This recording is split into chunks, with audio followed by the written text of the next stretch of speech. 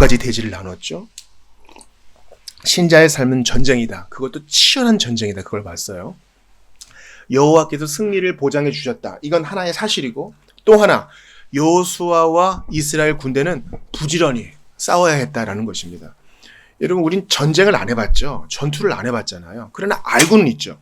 전쟁과 전투란 것이 늘 긴장 상태에 있어야 되고, 깨어 있어야 되고, 부상을 감수해야 되고, 집을 떠나 있어야 되고, 불편함을 이겨내야 되고, 그게 전쟁입니다. 그게 또 하나예요. 여호와께서 승리를 보장해 주셨다. 우리는 분투해야 된다. 이것이 하나로 갑니다. 하나님의 주권과 인간의 책임이 하나로 가는 것입니다. 그러므로 에베소서 6장의 전신갑주 비유가 실제인 것을 믿으면서 앞으로 나아가야 됩니다. 요절이 20절이었죠. 이스라엘을 대적하게 하신 것은 여호와께서 그리하게 하신 것이라.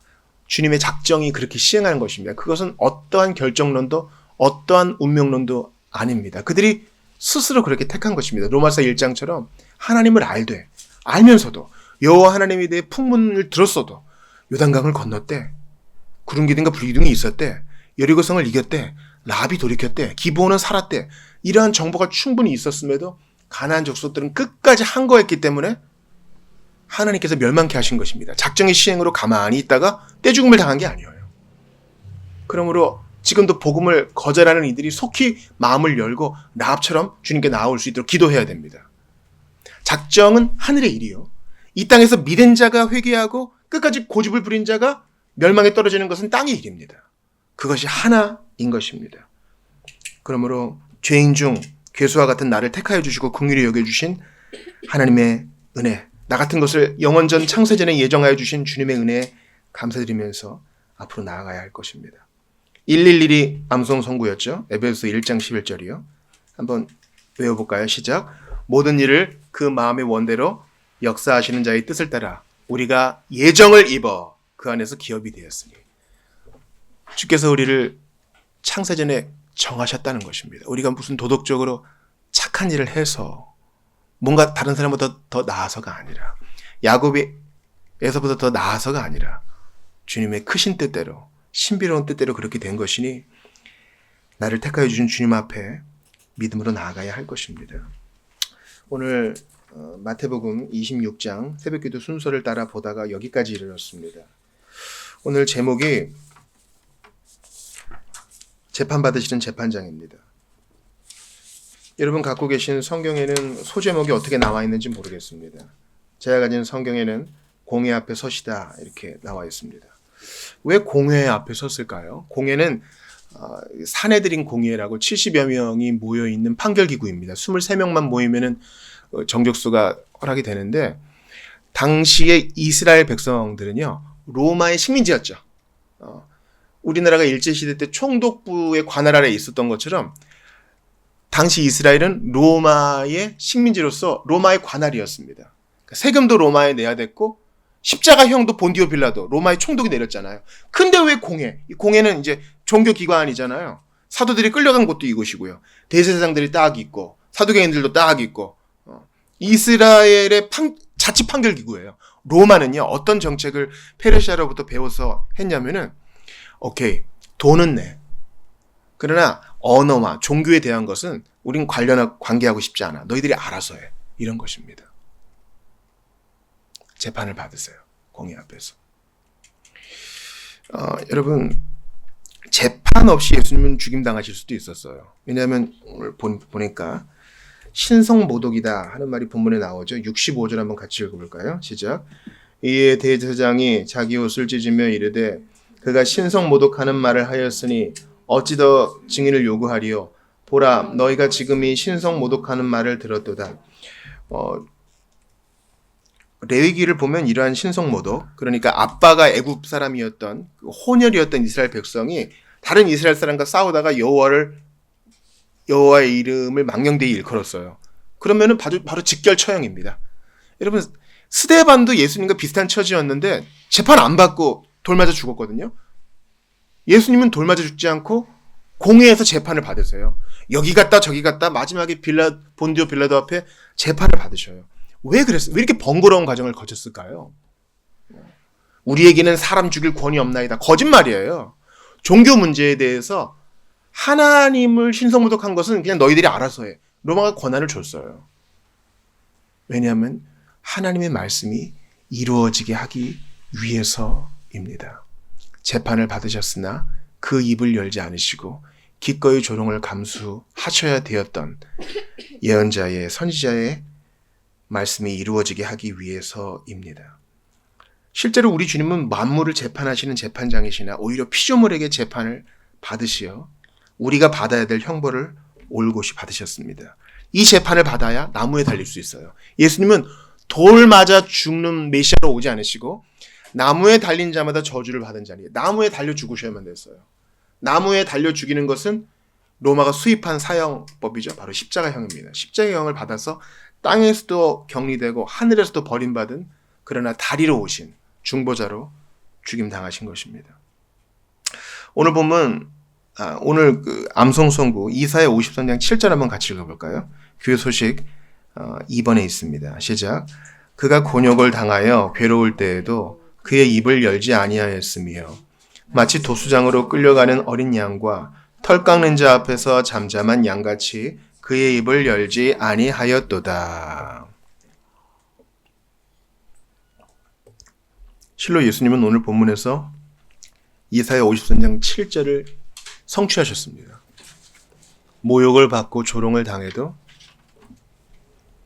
필요한 말씀만 담대히 하시고 잠잠하셨습니다. 저는 오늘 본문을 통해서 이 재판의 불법적 요소를 먼저 살펴보고 예수님의 처신에 대해 살펴보며 우리가 받아야 될 교훈과 적용을 한번 살펴보고 싶습니다. 먼저 이 재판의 불법적 요소를 한번 찾아보죠. 대충 내용이 이러합니다. 목요일에 성찬을 제정하시고 예수님이 제 아들을 데리시고 겟세마네 동산, 보통 감람산에 있다고 추정되는 겟세마네 동산에 가서 기도하셔요. 그때는 세 제자, 특별히 애정하는 세 제자를 데리고 가시죠. 간절히 새벽까지 밤새 기도하십니다. 제 아들은 여전히 졸며 잡니다. 그리고 가룟 유다가 군병들과 대제사장의 종들을 이끌고 횃불을 들고 나아오죠. 예수님께 뽀뽀를 할 테니 그것을 신호로 삼아라. 어두우니까 로마 군인들은 누군지 모를 거 아니에요. 예수님께 입을 맞추자 예수님은 친구여 네 할 일 하라 합니다. 가룟 유다의 마지막 회개 기회였지만 유다는 선생님 랍비 안녕하십니까 하고 돈 받은 대로 일을 해줍니다. 베드로가 열이 받아요. 그래서 칼을 들어가지고 말고의 귀, 대제사장의 종의 귀를 자릅니다. 원래는 목을 치려고 그랬겠죠. 그러나 귀만 잘라져요. 예수님은 칼을 집어넣으라 합니다. 칼로 일어난 자는 칼로 망한다. 이게 중요해요. 여러분 만약에 베드로가 그 예수님이 십자가 달리시는 길을 칼로 막았으면요 오늘날 우리에게 교훈이 됐겠죠. 포교를 위해서는 칼을 들어도 되겠구나. 마치 모하메드의 후손과 같은 일을 우리가 할 거 아니겠어요? 예수님은 아니라 하셔요. 우리는 죽이는 것을 통해서가 아니라 죽음을 통해서 복음을 전합니다. 신앙은요 강제로 안 돼요. 죽으면 죽었지 죽이는 건 안 돼요. 하나님 나라는 희생되는 것으로, 내가 져주는 것으로, 내가 입을 다무는 것으로 신비하게 하나씩 하나씩 확장이 되는 것입니다. 예수님은 말고의 귀를 고쳐주시고 잡혀가십니다. 그러나 오히려 잡혀가는 분이 잡아가는 이보다 더 당당하세요. 너희 참 희한하다. 왜 칼과 몽둥이를 갖고 왔느냐? 나를 잡을 수 있는 기회가 얼마나 많았느냐? 마치 쿠데타라도 일으키는 사람을 잡아가는 것처럼 내게 왔구나. 그들의 부당성에 대해 지적하십니다. 영장 하나 없이 막무가내로 잡아가는 이들에게 순순히 잡혀주십니다. 그리고 처음으로 잡혀가신 곳이 가야바의 집입니다. 거기서 재판을 받으시죠. 예수님은 감람산에서 예루살렘으로 들어갈 때 양의 문, 양들이 드나드는 문으로 들어가셨으면 됐을 거예요. 예수님은 유월절 어린 양이시니까요. 출애굽기와 레위기의 말씀을 기억하십니까? 모든 희생 제물은요, 제일 먼저 제사장 앞에 딱 서야 됩니다. 그리고 제사장 앞에서 예배자가 제물을 죽이고 제사장이 그 각을 뜨죠.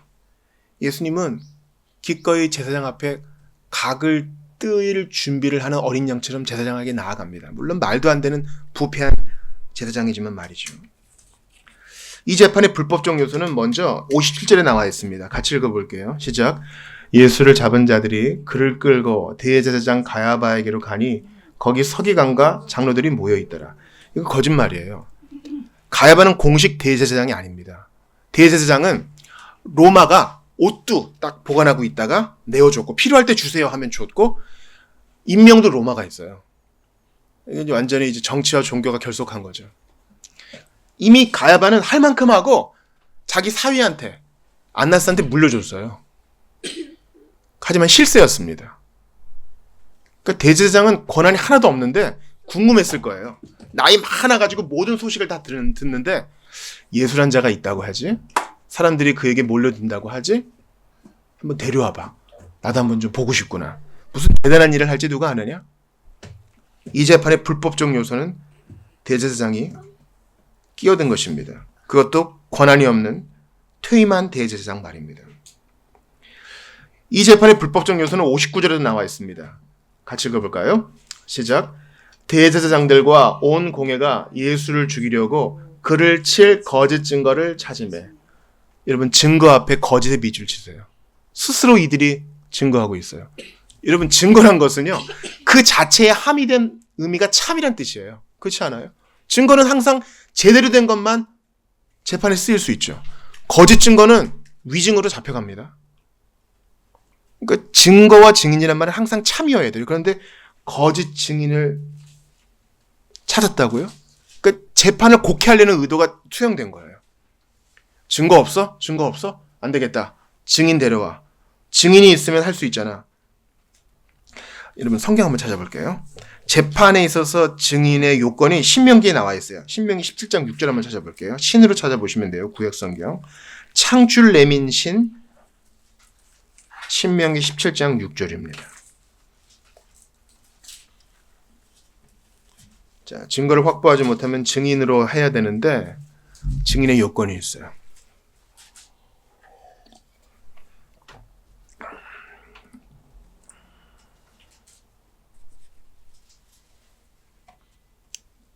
자, 찾으셨죠? 신명기 17장 6절 같이 읽겠습니다. 시작. 죽일 자를 두 사람이나 세 사람의 증언으로 죽일 것이요 한 사람의 증언으로는 죽이지 말 것이며. 그렇죠. 보복감을 가지고 한 사람이 아무나 거짓 증거를 하면 억울하게 한 사람이 죽을 수 있잖아요. 그래서 증인의 요건은 두 사람 이상의 증인이 있어야 되고 그 말이 맞아야 된다. 이것 때문에 나봇의 포도원을 이렇게 뺏은 거 아닙니까?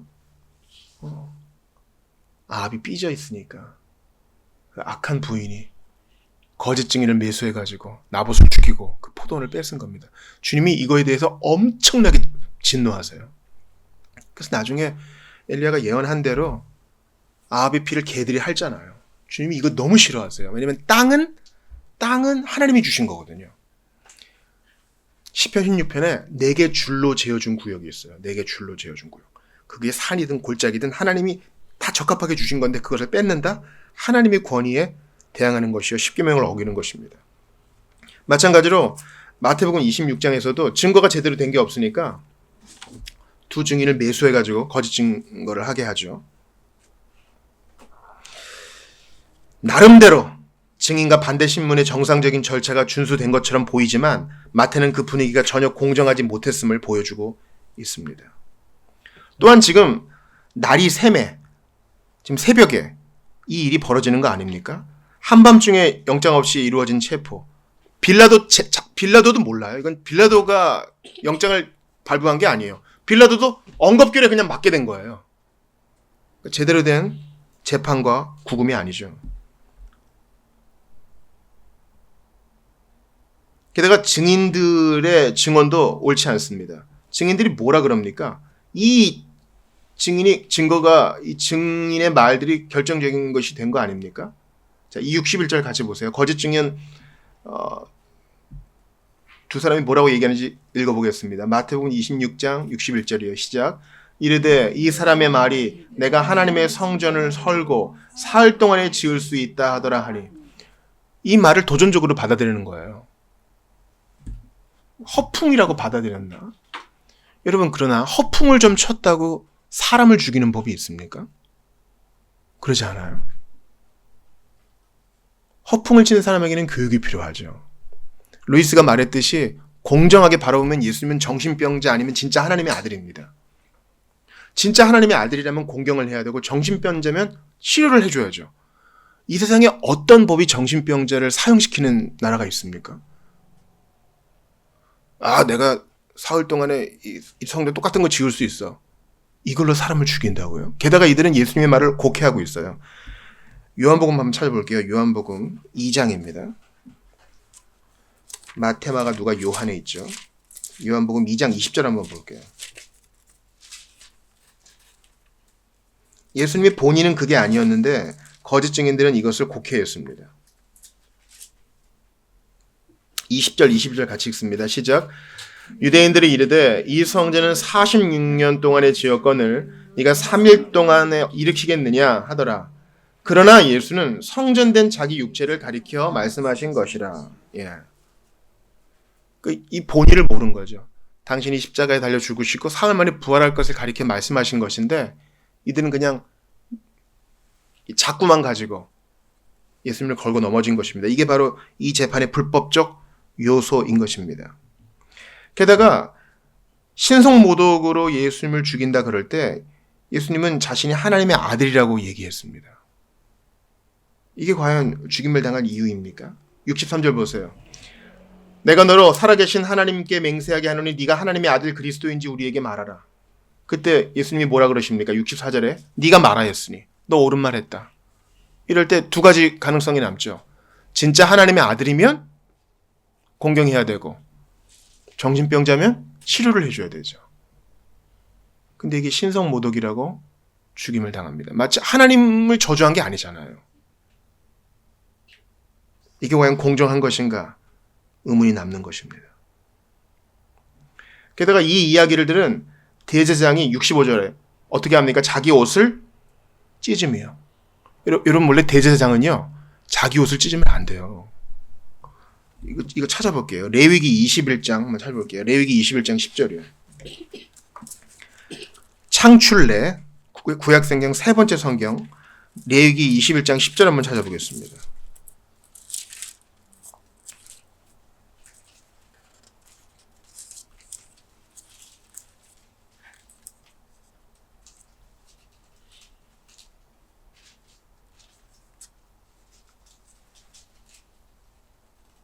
자, 이미 주님은 대제사장 아론이 자기의 두 아들이 죽었을 때에도 옷을 찢지 말아라. 이미 명령하셨어요. 그리고 대제사장이 옷을 찢지 말아야 될 것은 영원한 명령이었습니다. 레위기 21장 10절 읽어봐요. 시작.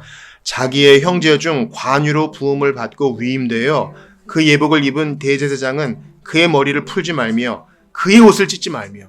왜 그래요? 대제사장은 중보자입니다. 자기의 감정이 휘둘리면 안 돼요. 그 옷에 12보석이 있어요. 이 옷은 하나님께서 직접 어떻게 만들어야 되는지 하나하나 알려주신 거잖아요. 다 의미가 있는 것이에요. 우리가 예수 그리스도로 옷 입은 받았는데 그것을 찢겠습니까? 대제사장의 옷은 바로 그것을 의미합니다. 12지파가 보석이 박혀있는 이걸 찢어버리겠어요? 하나님이 택하신 자를 찢는다는 의미가 되는데 자기 화난다고 그렇게 하면 안 되는 것이죠. 그러니까 이 대제사장 가야바는요 뭘 모르는 사람이에요. 아주 정치적인 사람이었거든요. 이 재판의 불법적 요소입니다. 또 하나 불법적 요소가 있다면 베드로의 태도예요. 베드로는 58절 보니까 멀찍이 떨어져서 재판이 벌리는 그 집 안에는 안 들어가고 집들에 있습니다. 주님을 위해서 죽기까지 하겠습니다. 남들은 다 버릴지라도. 약속 안 지키죠. 게다가 뭐 하려고 그래요? 58절 중간에 그 결말을 보려고 거기 빗줄 딱 치세요. 예수님을 막으려고도 아니에요. 거짓 증언이 있을 때 그것을 대항하려고도 아니에요. 여러분 누가 싸우면 그 사람 말리려고 봅니까? 아니면 싸움 구경하려고 봅니까? 좋은 구경 난 거예요. 자기의 서원을 어긴 불법적 요소가 이 재판에 또 개입되어 있어요. 예수님은 철저히 혼자십니다. 이러한 상황 가운데 예수님의 처신을 한번 보겠습니다. 예수님은 공개적으로 자신의 권위를 선포하십니다. 여러분 이거를 문자적으로 보지 마시고 한번 상상을 해보세요. 나 혼자야. 변호인도 없어요. 나 혼자야. 모든 이들이 나를 싫어하는 이 분위기가 팽배해. 어두운 밤이에요. 제자들 다 도망갔어요. 막 자기를 왕으로 세우려던 그 무리는 하나도 없고 철저히 혼자예요. 게다가 이스라엘의 실세 중에 실세 가야바 앞이에요. 이 사람이 나를 죽일 수도 있고 살릴 수도 있어요. 그러니 예수님의 태도는 오히려 더 가야바보다 권위가 있어요. 6~4절 같이 읽어보겠습니다. 시작. 예수께서 이르시되 네가 말하였느니라. 그러나 내가 너희에게 이르노니 이후에 인자가 권능의 우편에 앉아 있는 것과 하늘 구름을 타고 오는 것을 너희가 보리라 하시니. 다니엘 말씀 인용하는 거거든요. 내가 왕이다. 내가 다니엘이 말하는 바로 그 인자다. 내가 또 밤 환상 중에 보니 인자 같은 이가 하늘 구름을 타고 와서 옛적부터 항상 계신 이에게 나아가 그 앞으로 인도되매. 이건 예수님의 메시아 등극을 얘기하는 겁니다. 나야. 네가 제대로 말했구나. 내가 바로 하나님의 아들 그리스도다. 그리스도는 헬라어, 여기에 맞는 히브리어는 메시아라는 뜻이에요. 맞다. 여러분, 우리가 죽음의 위협 앞에 있을 때는요, 살기 위해서 묘책을 쓰잖아요. 때로 거짓말도 하고요. 예수님은 그게 중요한 게 아니에요.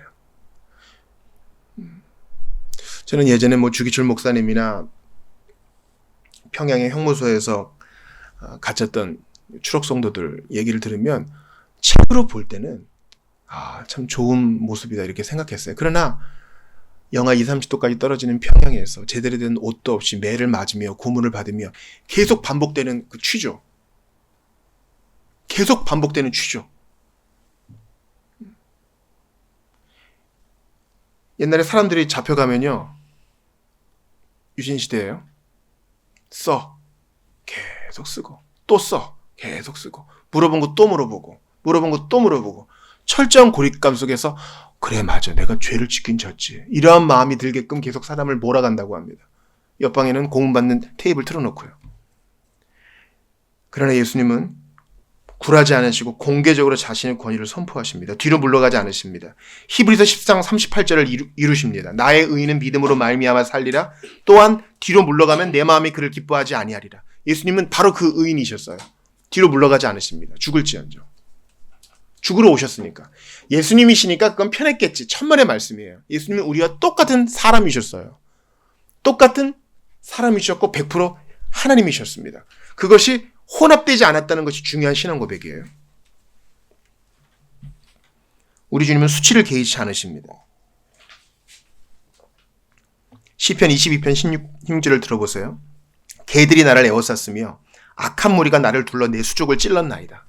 예수님의 고난받으시는 것과 십자가 형벌을 얘기합니다. 여러분, 저는 순서대로 마태복음을 보지만 지금 이제 대강절 기간이잖아요. 강림을 기다리는 예수님의 성육신을 기념하는 절기입니다. 이제 곧 성탄절이죠. 그때 아기에서 오셨네만 생각하지 않고 고난받기 위해, 죽기 위해, 조롱당하시기 위해 우리를 대신하여 심판받으시기에 오신 예수님을 묵상하는 이 본문을 주신 하나님께 저는 참 감사드립니다. 시편 35편 15절에도 이런 예언이 나옵니다. 그러나 내가 넘어짐에 그들이 기뻐하여 서로 모임이며 불량배가 나를 알지 못하는 중에 모여서 나를 치며 찢기를 맞이하는도다. 지금 예수님을 때리잖아요. 67절 보세요. 같이 읽어봐요. 시작. 이에 예수의 얼굴에 침 뱉으며 주먹으로 치고 어떤 사람은 손바닥으로 때리며, 다른 복음서를 보면 눈을 가리고 때리면서 누가 때렸는지 맞춰봐라. 마치 삼손의 눈을 뽑고 블레셋 사람들이 조롱하는 것과 똑같습니다. 성경을 찾아볼게요. 이사야 50장 6절입니다. 주님께서 어떤 예언을 성취하셨는지 한번 보겠습니다.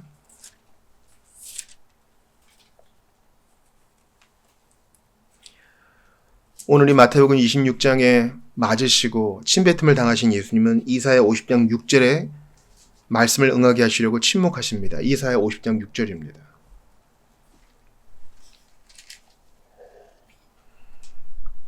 같이 읽어볼까요? 시작.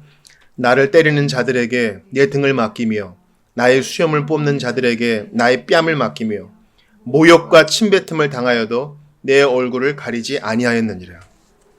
얼굴에 침을 뱉는 거.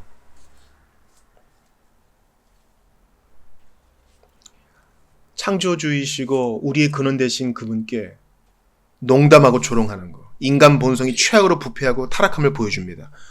여러분, 자식이 부모를 때려도요, 천인공노할 일이죠. 그러지 않아요?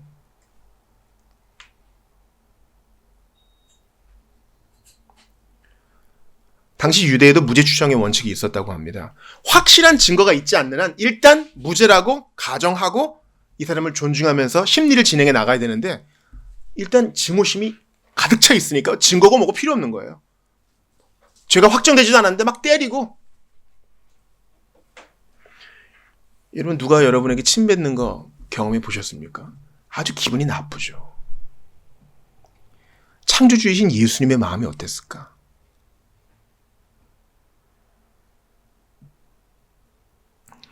여러분, 제가 주중에 한 영상을 봤어요. 골든 리트리버를 주인이 막 비누칠을 시켜가지고 발도 씻기고 목욕을 시켜요. 이거 별로 안 좋아하거든요, 개들이. 그러니까 이를 드러내며 어렁거려요. 개들이 그럴 때 있어요. 자기 싫어하는 거 할 때. 그때 주인이 어떻게 하는지 아십니까? 하지마 하다가 끝까지 으르렁대니까 팍 때립니다. 그러니까 애가 깨갱거려요. 이거는 개를 키우는 분들은 다 아실 겁니다. 그때 아주 엄하게 해야 돼요. 너는 개고 나는 주인이야. 네가 감히 어떻게 나한테 으르렁댈 수 있느냐. 물면 이건 대책 없어요. 강하게 훈련을 시켜야 돼요. 그런 일을 허용하면 기어오릅니다.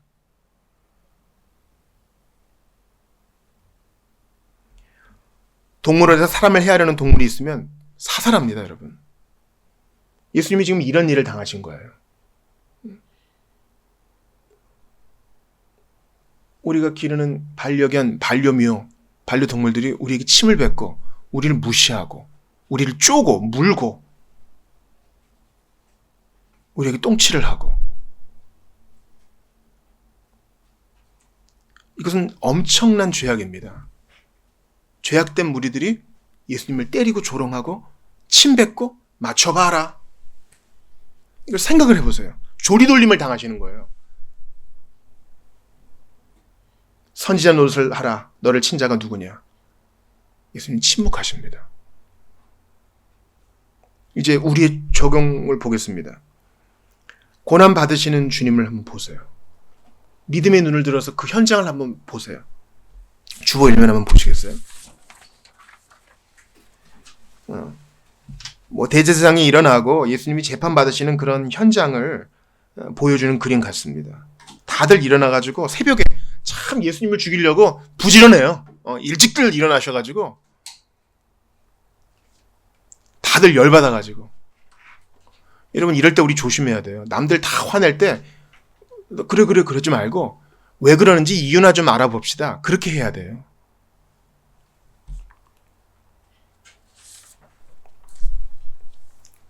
사도 요한이 말합니다. 죄는 불법이라 그럽니다. 그래서 주님이 이 불법적인 재판을 받으시고 받아들이십니다. 내가 하나님의 법을 어기고 무시한 것 때문에 예수님이 불법적인 대우를 대신 받으셨습니다. 사실 거기 내가 있어야 되거든요. 우리는 우리의 권리가 조금이라도 침해를 당하면 기분 나빠요. 기분 나빠요. 내가 돈 주고 서비스를 이용할 때도 좀 무례한 대우를 받으면 기분 나빠요. 근데 어떻게 종업원이 그 가게 주인한테 함부로 대할 수 있겠어요? 그럴 수 없는 일을 우리가 지금 읽고 있어요.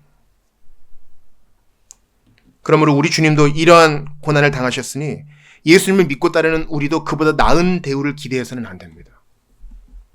제가 지난주에 60억이 넘는 지구 전체의 인구를 100명의 마을, 지구촌으로 형성한다면 우리는 대단히 특권층이라고 말씀드렸죠. 지구 전체의 인구를 100명으로 보면요. 이거 책도 있어요. 은행 계좌를 갖고 있는 사람은 1명, 2명 정도밖에 안 됩니다.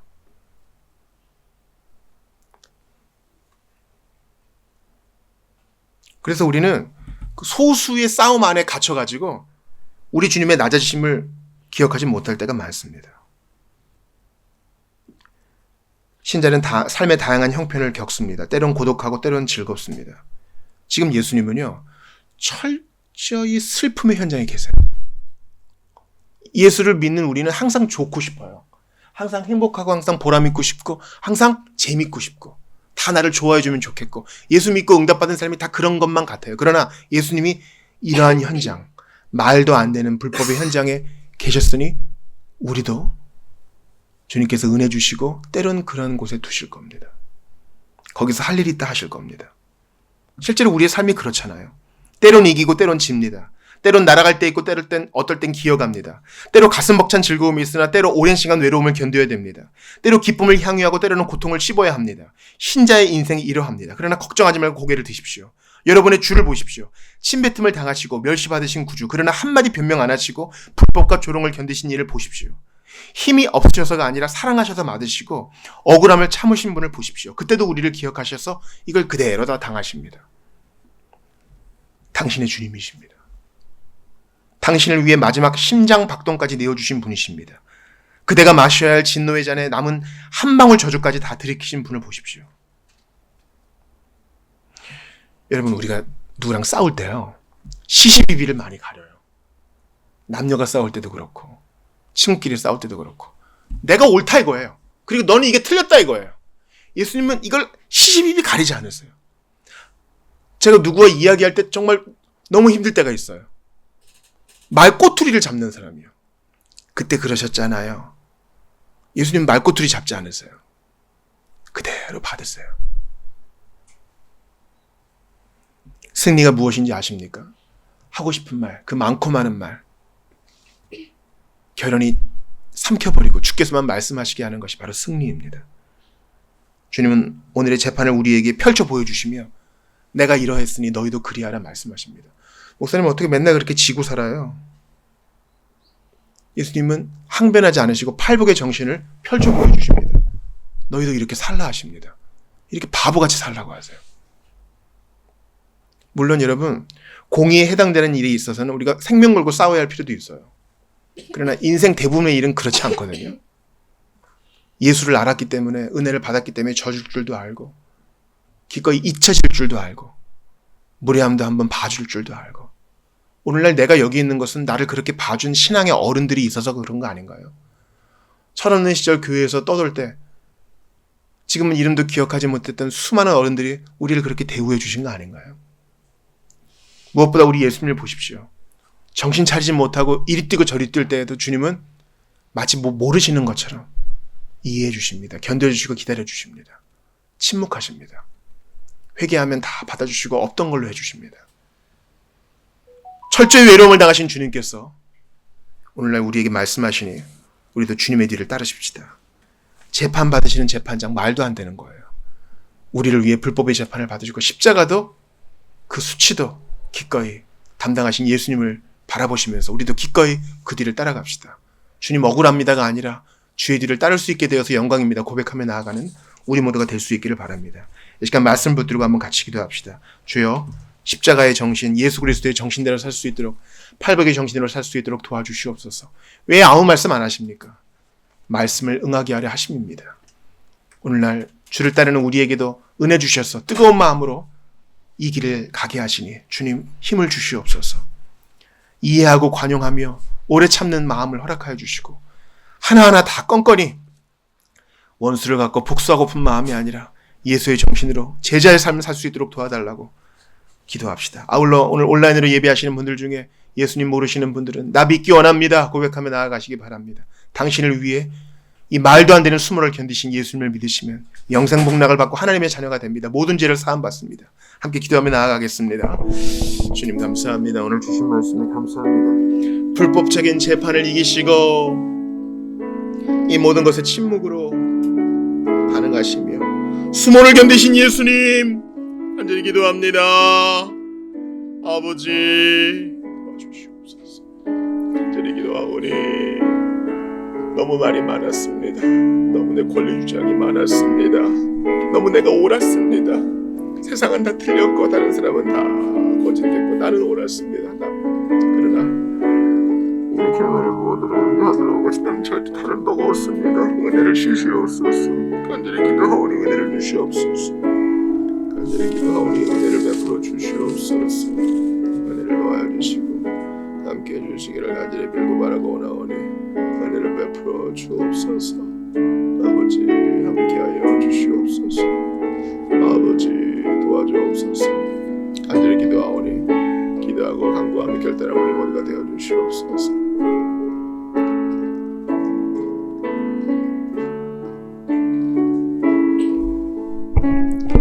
하나님 감사합니다. 더 모으고 더 누리고 더 채우고 이런 것에만 관심이 있어서 예수님의 십자가와 수모당함은 생각지 못했습니다. 아버지, 나의 탐심을 내려놓고 십자가 지신 예수님, 불법적인 재판을 견디신 예수님을 바라봅니다. 주님, 나의 권리와 나의 꿈과 나의 소욕만 앞세우는 삶이 아닌 예수님의 뒤를 겸손히 따르는 제자들 다 될 수 있도록 도와주시옵소서. 주님, 나만 옳았습니다. 남들은 다 틀렸다고 생각했습니다. 나만 상처받았습니다. 나만 피해자라고 생각했습니다. 그러나 예수를 알고 그 사랑을 받았으니 이제 너른 마음으로 팔복의 정신으로 살아갈 수 있도록 도와주시옵소서. 의를 위하여 기꺼이 핍박받는 제자의 삶을 영광으로 받아들이는 우리 모두가 될 수 있도록 도와주시옵소서. 아직까지 예수를 받아들이지 못한 자, 복음을 받아들이지 못한 자, 너른 마음으로 자신이 죄임을 인정하고 그리스도를 선택하고 예수께 마음을 두고 주님을 믿느라 고백하는 아름다운 일들이 있어질 수 있도록 도와주시옵소서. 우리 구주 예수님 이름으로 기도드리옵나이다. 아멘.